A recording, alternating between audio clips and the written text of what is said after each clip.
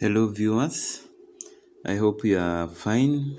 In today's lesson, I'm going to discuss about the shape of the earth, that is our planet.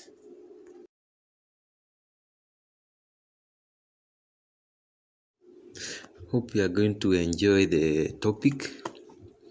But before that, there are objectives which are to be met.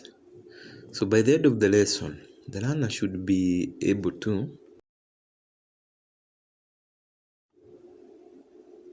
The first objective is that the learner should be able to describe the shape of the earth.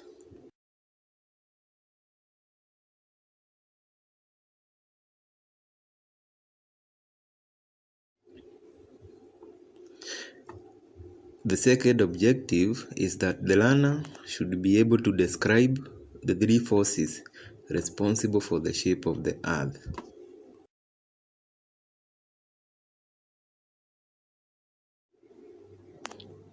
The third objective is that the learner should be able to discuss the various proofs or evidences to show that the earth is spherical. Now, let us focus on the shape of the earth. The shape of the earth is said to be oblate spheroid or a geoid. This means it is a sphere but not a perfect sphere, since it is flattened at the poles and bulges at the equator. In this diagram, you can see the oblate spheroid shape, that is the geoid. At the poles, you can see they are flattened, whereas at the equator there is a bulge. I have looked at the shape of the earth.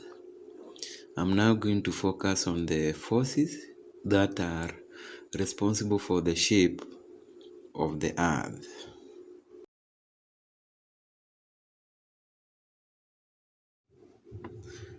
The first force is the force of gravity, and this is the force that pulls everything towards the center of the earth and is responsible for the rounding effect of the earth. The second force is the centripetal force, and this one pulls the poles towards each other and is responsible for the flattening of the poles.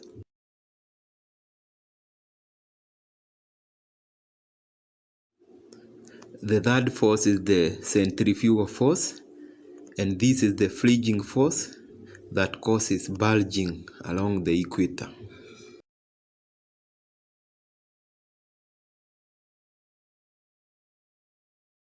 The last concept that I will focus on is on the proofs or evidences to show that the earth is spherical.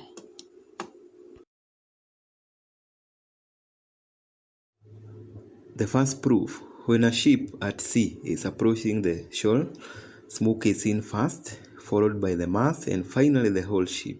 This reveals that the ship is sailing over a curved surface, hence the earth is spherical. Second proof: satellite photographs of the earth that are taken from space show that the earth is spherical.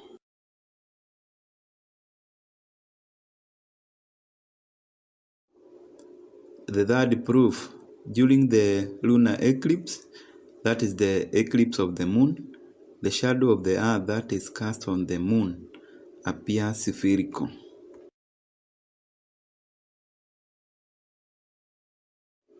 The fourth proof: all the other planets are spherical, and therefore the earth, being one of the planets, must also be spherical.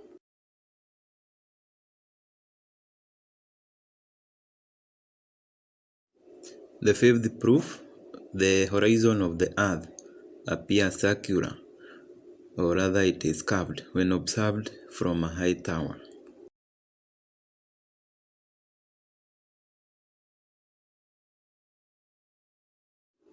The sixth proof: when a person circumnavigates the earth in a straight path in the same direction, they will come back to the same starting point from the opposite direction. Lastly, due to the Earth's rotation, areas in the east receive sunlight earlier, whereas those in the west receive sunlight later. But if the Earth was flat, all the areas in the world would receive sunlight at once. Here are some revision questions. You can go through them during your free time. Practice on them, and they will be of great benefit. Thank you for watching, and remember, if you are new here, please subscribe, hit the bell and share for more videos on physical geography.